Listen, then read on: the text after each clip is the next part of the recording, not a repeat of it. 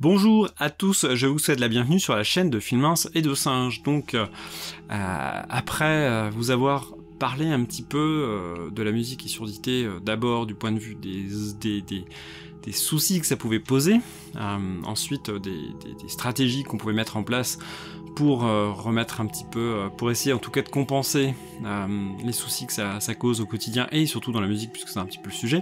Voilà, dans cette partie, cette troisième partie, je vais vous expliquer en gros ce qui m'a été proposé dans mon cas précis et qui explique ça et qui explique que j'ai eu envie de vous parler un petit peu de tout ça. Et puis avant de conclure demain à propos de toute cette petite aventure. Alors, pour rentrer un tout petit peu dans le détail, mais pas trop, histoire de rester dans le format assez court de cette série de vidéos, en gros, vous avez l'oreille externe, voilà, vous avez l'oreille moyenne, et vous avez l'oreille interne. On va dire que l'oreille interne, c'est plus ce qui va être lié à la transmission au cerveau. Vous avez du son au cerveau, vous avez l'oreille moyenne qui va transmettre le son de l'extérieur à l'intérieur, et l'oreille externe qui est la partie externe qui va permettre de capter le son. En gros, hein, c'est vraiment très très grossier. Dans mon cas, et toutes les personnes qui sont dans le même type de cas vont pouvoir bénéficier de la même aide, c'est l'oreille moyenne qui ne fonctionne plus. Ça peut être, les raisons sont très diverses, hein, là-dessus c'est pas du tout la question, pas forcément besoin de rentrer dans le détail là-dessus, mais c'est l'oreille moyenne qui est défectueuse. Et la conséquence, c'est que si on essaye d'amplifier le son comme on peut le faire avec un certain nombre d'appareils auditifs, excusez-moi, ça va pas servir à grand chose, puisque si l'oreille moyenne servant à transmettre le son de l'oreille externe à l'oreille interne, si ça fonctionne pas, vous aurez beau essayer de transmettre quelque chose, il n'y a rien qui passera, c'est paraît à peu près logique. Donc, forcément, il va falloir contourner, on peut pas amplifier un son qui ne passe pas, ça sert à rien. Donc on va contourner ce problème non pas en passant par l'oreille moyenne puisqu'on peut pas, mais par l'os de la boîte crânienne. Donc pour ça, on va faire quoi? On va poser un implant qui est juste une vis qu'on va appeler pilier dans l'os de la boîte crânienne. À quoi va servir ce pilier?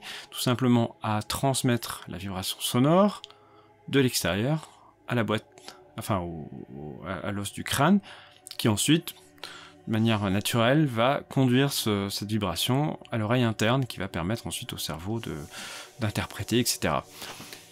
On utilise quand même un petit appareillage, mais c'est vraiment, en termes de taille, c'est ridicule. On utilise un petit appareillage qui va, lui, capter le son de l'extérieur et le transmettre au pilier, et l'amplifier, qui fonctionne finalement comme un micro, un petit appareil qu'on peut enlever, remettre, régler, etc. Enfin, c'est vraiment pas mal fichu.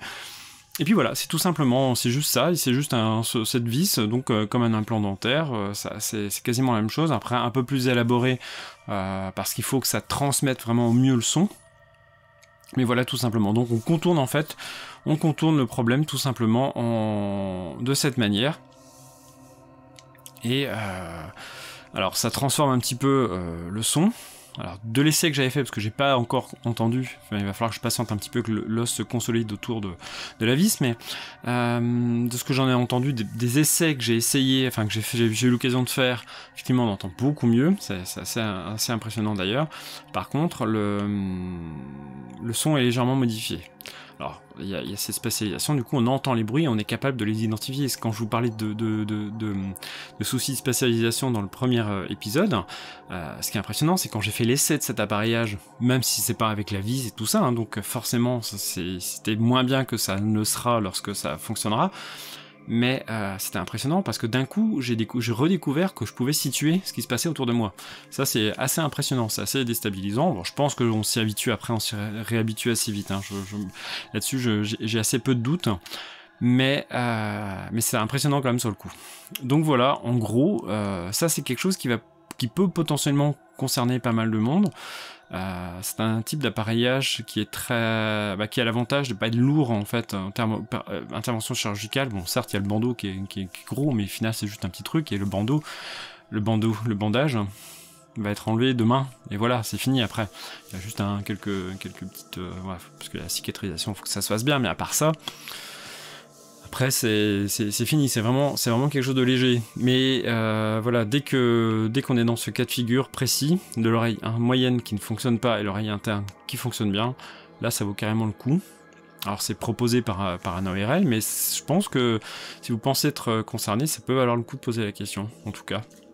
Voilà. De toute façon, votre ORL vous dira assez rapidement si ça vaut le coup ou pas.